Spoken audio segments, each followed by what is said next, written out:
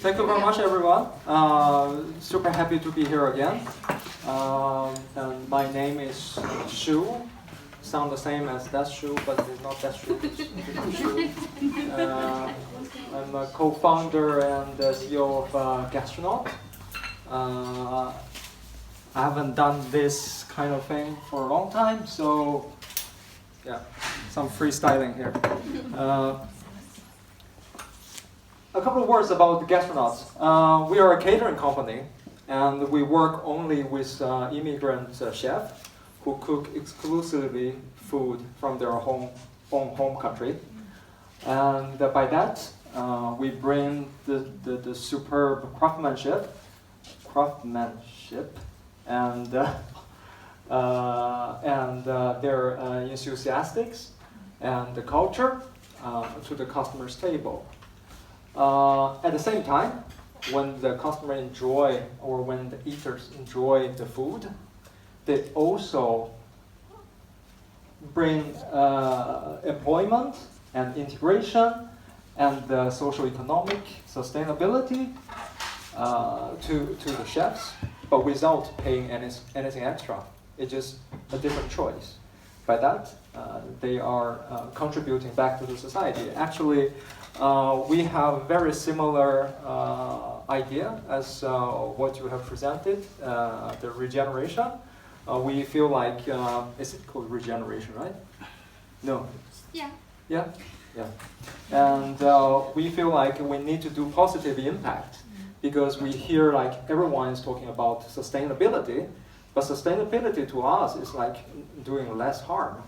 That is not enough. That's far from enough. We need to do positive impact, not only less harm, but actually actively, positively changing the society and giving things back to the society, giving things back to the environment, so we can compensate what we have done before. We have listed some awards and honors that we had. We win some different awards. And I'm not very much into the details about the awards, but there are some. Very proudly, we have been also becoming a founding member of the Mart Alliance, together with several industry leaders here in Sweden.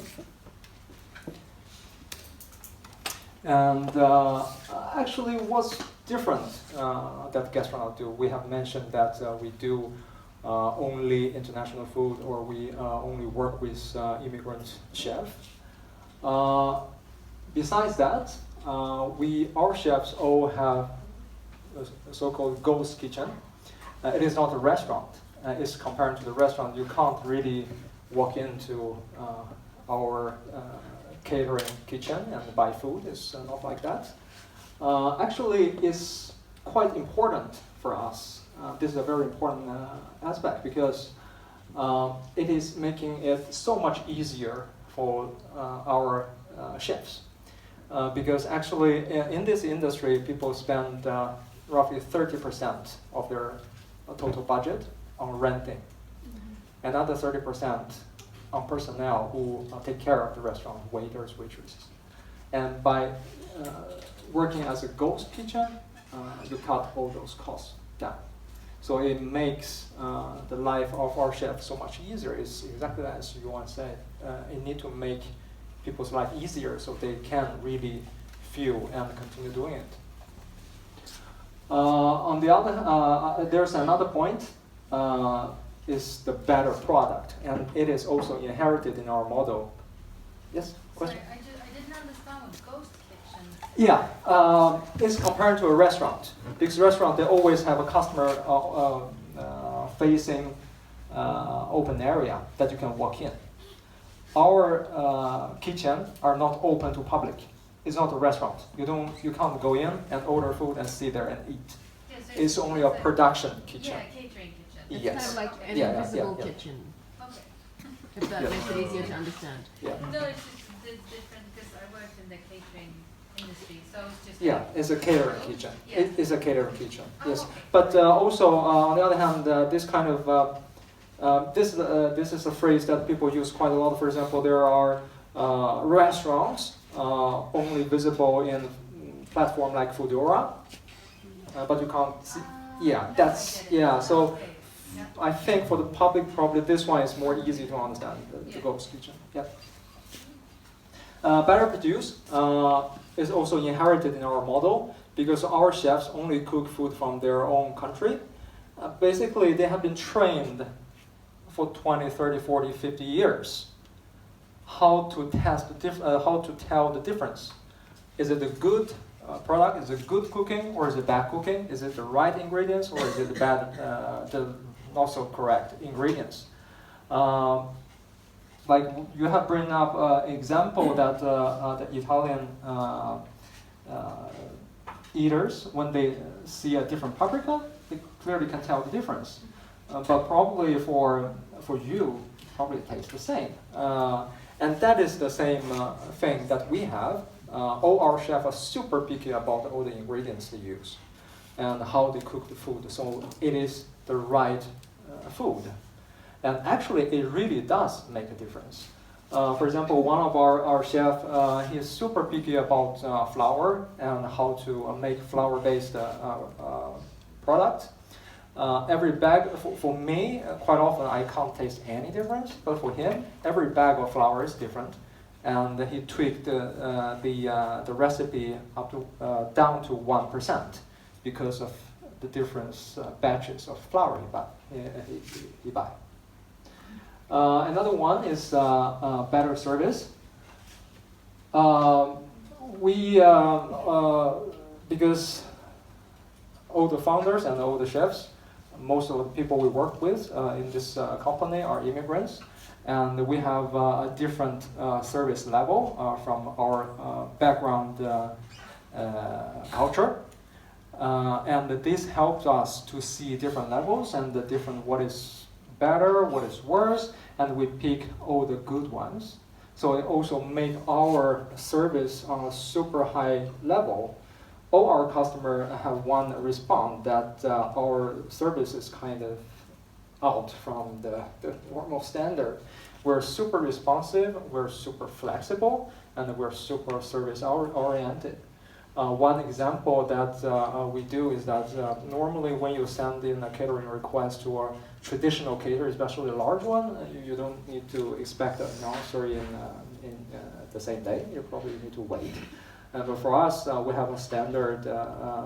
We promise we will answer within 6 hours. In reality, we quite often answer within 30 minutes to provide an offer. And also, we understand the customer need quite a lot, and we want to understand the customer need quite a lot. So we provide really, really good high standard services from the very beginning until the very end. When food is delivered, when it's served at the location. But service starts from the first question and the first answer. And we have mentioned the positive impact. We have a stronger brand compared to the traditional caterers. We focus on immigrant soul cuisine, and we focus on positive impact. So having a same party, same budget for food, actually you can do a different level of impact to the society. So this is a very important thing for us. This is also why we started working on it. And talking about sustainability or positive impact, Gastronaut focus on 4 areas. We discussed quite a lot about this. I have never done a presentation regarding this, so bear with me if I'm deviating a little bit from the structure. We create jobs for immigrants, and it's quite obvious that our chefs, we partner with immigrant chefs, and quite often I am an immigrant. When we come to Sweden, we don't have a network, and the business culture are quite different. Normally we don't come with sufficient language skill, so actually it's super hard to find a job here. Super, super hard. We have been cooperating quite a lot with Abbas Familia. The official number we got is that it takes normally like 7 years for immigrants to find a job. That's horrible. Just imagine it, how much pressure these people get, and also how much resource the whole society put into this one person trying to help this new arrival to find a job. That is a horrible thing. But with us, we can help a new arrival to set up their own company and start to have an income in months. We were able to get one of our chefs starting within 3 months to have an income. That is like, compared to 7 years, completely different. Can I ask Yeah, of how course. many chefs do you have working with this now? 12, not so many. Yeah, we have 500 chefs. Okay, In so the your waiting team list. is 12 people, but Yes. No. We have more than 500 chefs yeah. on the waiting list. Okay. Yes. On the waiting. Yes. And we started working with 12 of them. So we also have a very strong sense of urgency to grow faster, grow larger, so we can provide this opportunity to more people. Today, 12. I listened to your presentation last time. Yeah. What was that? 2 years ago or something? Yeah, And yeah. you had the Three. app 3 years ago. 3 years ago. Don't you have the app anymore? No, we still have the app, but that business has completely changed. Okay. Reason being that the previous peer-to-peer business that an individual sell to another individual, the logistic is a super large hazardous. Nobody can sell it. We have come up with all different kind of mitigations, but no, it doesn't work. So now we only do parties or events or conferences. So instead of 1 portion, we sell 100 portions. So then logistics is not a huge problem. It's still a challenge, but What something we can solve. kind of events and parties do you cater for? We have been catering for one of the examples is the Nobel after party last year. That was a good one. Wow. Somewhere here. And we have been, this is a typical large one. We have catered quite a lot of weddings. We have 2 weddings this Saturday. And business meetings from 10 people. If you have a meeting and you want some food, typically people have, if they order, they have a burger or salad, or salad, or salad, or salad. So, but we, of course, we provide something that is very, very different. Yeah. So does your model include that chefs that have, gotten some experience in working in Sweden move on to other companies so that you can let more people in from the waiting list? Yes, we had that. We had that plan actually. We called it graduation plan. I don't know if I should say unfortunate or fortunate. Some of our chefs have been offered different job opportunities, but they refuse it because it's working with us is much easier, and also it's definitely not a 10-hour per day job. Although they work full time, but time is much more flexible, and they can work more like 3-4 hours a day. Yeah. Do you work with them as employees or as self? Thank you very much. We don't hire the chef. That is also one key point in our business model. That is also very much related to this integration opportunity. I myself had this very strong feeling. I've been working for Ericsson for 11 years and 6 years here in Kista. And in the first years, I like a lot of things in Sweden. But one of the things I feel like Swedish people is cold. They're so cold. Nobody integrate me. Why? I'm the only foreigner in the team. Nobody integrate me. I have this thing, and yeah. But after I left Ericsson, when I started this, I started to integrate myself. I realized that actually there's a lot of responsibility on myself. I need to go out, I need to meet people, talk, and I need to, it's not like people will invite you to their home continuously for a week, try to integrate you. That's not like how it works. So this, I think, there's one thing inherent in our model. All our chefs, they're super happy because they have their own brand, they have their own company, and they develop their own business. So they actually go out and they try to find help. They try to work with us, try to talk within our own chef community, and they try to understand what the customer need. Suddenly, they have a much stronger meaning in their life. And also they have this sense of achievement when they make progress. Actually, this makes themselves so much more active, self-motivated, and a byproduct is that they're integrated by themselves. I think this is a very, very deep finding that I find in this process.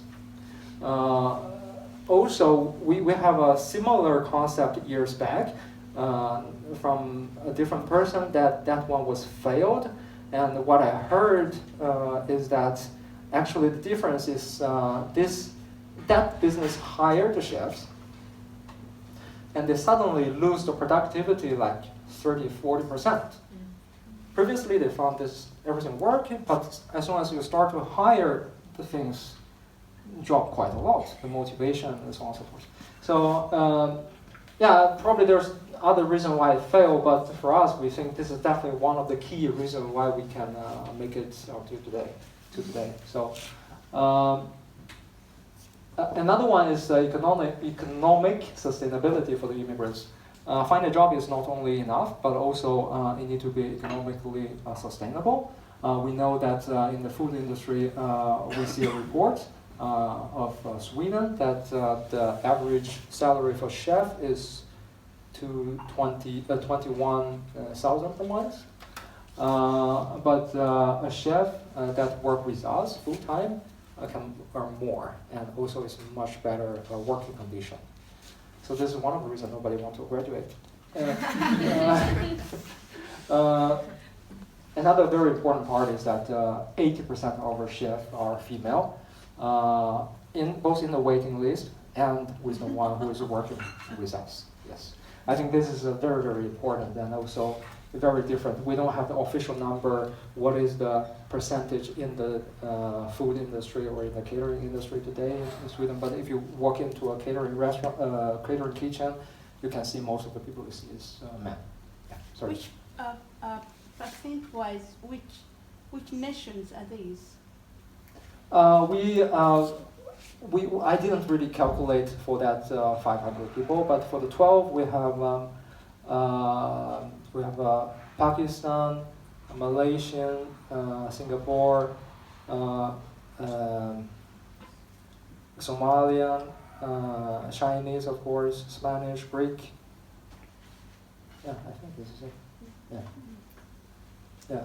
Are you running courses like in Chinese cooking? Ah. Also, because regarding integration, I'm sure many Swedes would love to learn real cooking and not just the traditional. And also we know that the Chinese food that you get here is quite different from what you would if you are in China. Yeah.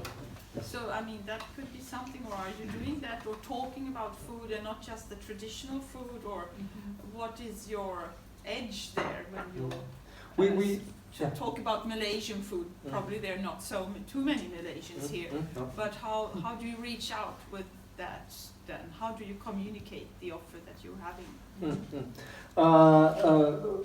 I think you have two questions. One is that about the cooking course. We have been talking about it quite a lot, and we tried to offer it. So far, we haven't done any. Because we're not very good at selling, so we can help you. Yeah, and you could always work together with all these kind of education, alltså Vuxenskolan, Folkuniversitetet. I mean, they're running courses, so if To Yeah, have that could be good if we have Open the good- ghost kitchen, right? Yeah, absolutely. Yeah, and how do we reach out regarding the less unknown countries or the smaller countries, but still with important chefs? How do you market there? That is another thing that we're not very good at, but we try to use social media. Basically, social media, yes, social media. We post photos and we try to post stories about our chef.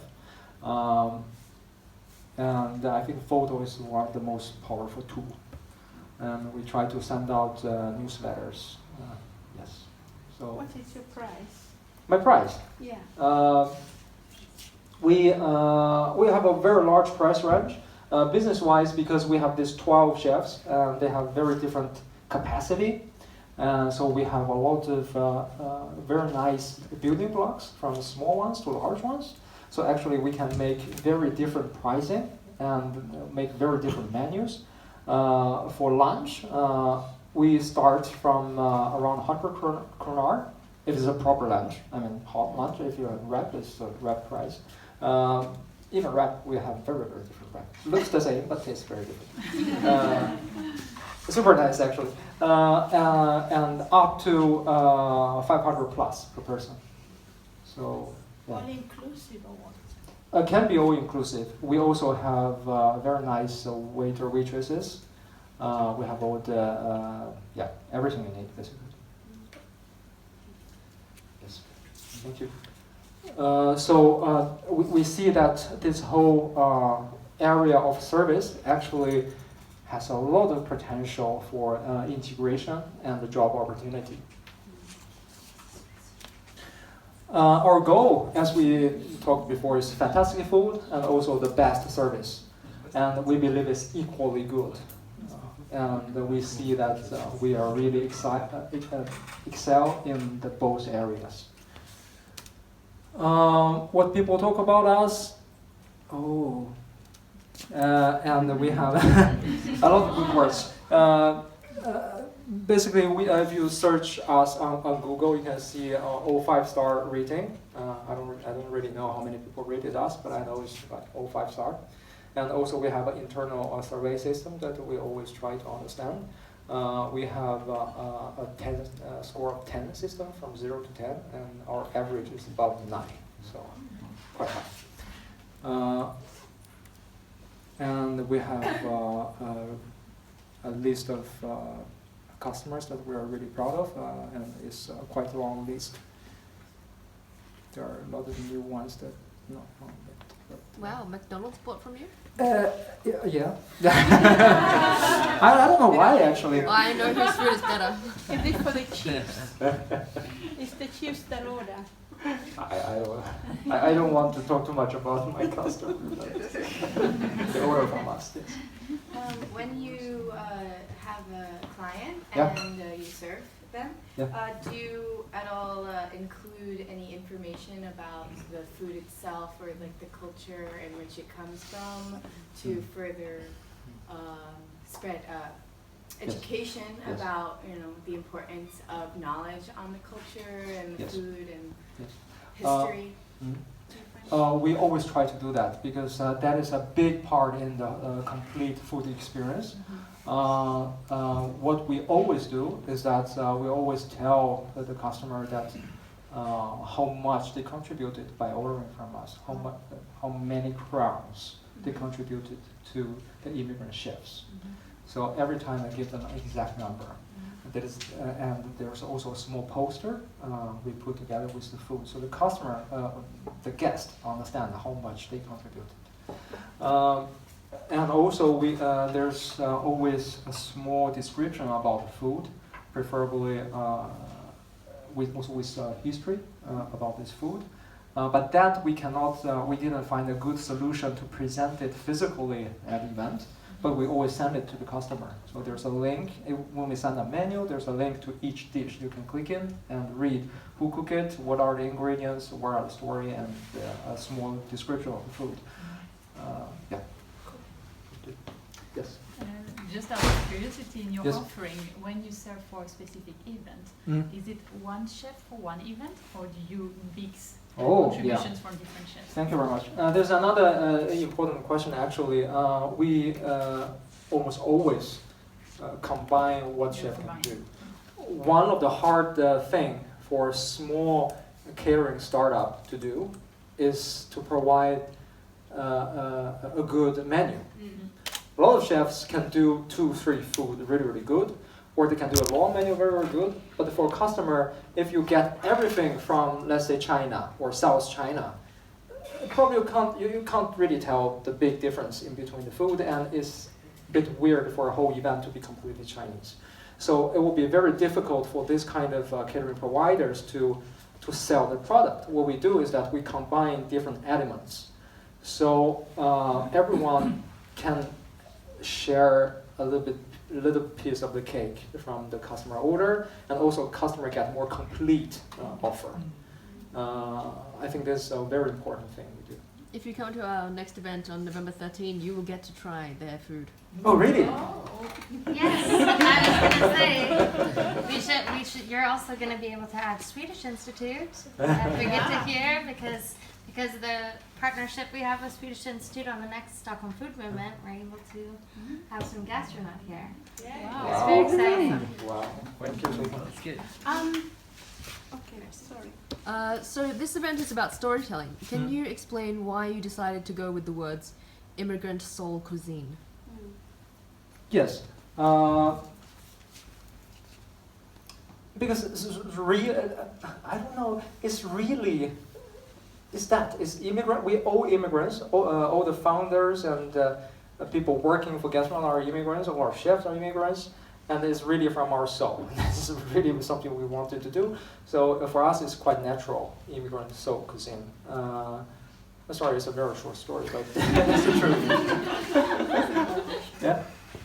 Two questions. Yes. How many people do you employ, like apart from your chefs? Or how is your model there? How many employees do you have in total? Oh, we have 5 employees only in the company. We have 3 customer-facing or customer service related people, and we have 2 engineers working on the in-house system and ERP system, website, and all those things. Because for us to survive, efficiency is quite important, and technology we see is the only way to secure our efficiency. But do your chefs employ people if they need like sous chef or Yes. or if you need servers, do you have specific people that you use? Yes, our chef, most of them are self-employed, and some of them are like the family business, so the whole family work there. I think we have 2 chefs that do hire a person, but it's more like 1. Because catering kitchen, actually, you can be quite efficient and produce a lot. It's 2 person. Talking about integration, do you have any Swedish chef? That market is saturated. Sorry, I didn't hear. The market is saturated.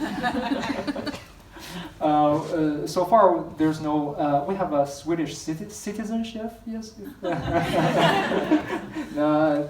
Like a native Swedish chef. We don't have that in this 12.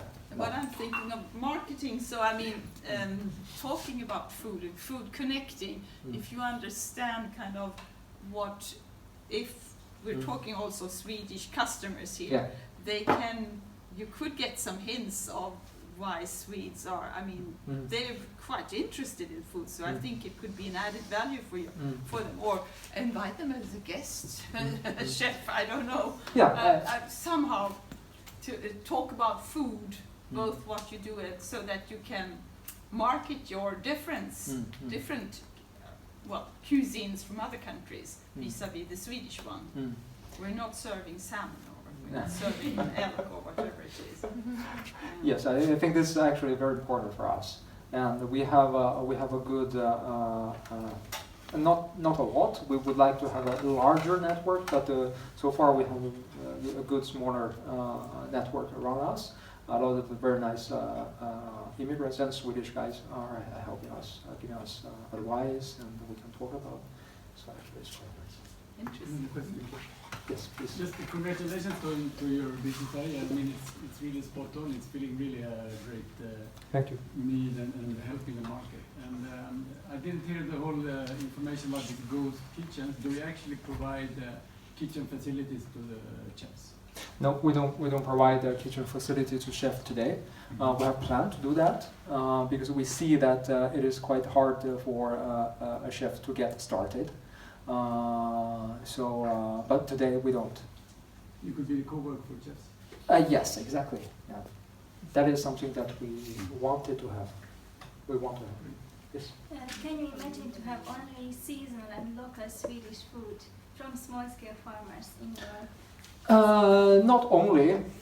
We will really want to embrace that idea to have more locally produced food. It will require us to grow a little bit larger so we can really make it efficient and make it meaningful. On the other hand, we can't 100% go to that direction because, for example, one of our chef, the doma she makes, the wine leaves are from her own garden in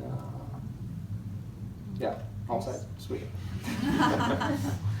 So, but that is why they're so picky. That is the result. Why they're so picky about everything.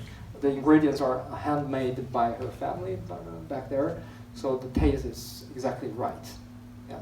From that part, we can't really go full local, but of course, meat and other products, we definitely can. Okay. Thank you very Right, much. thank you.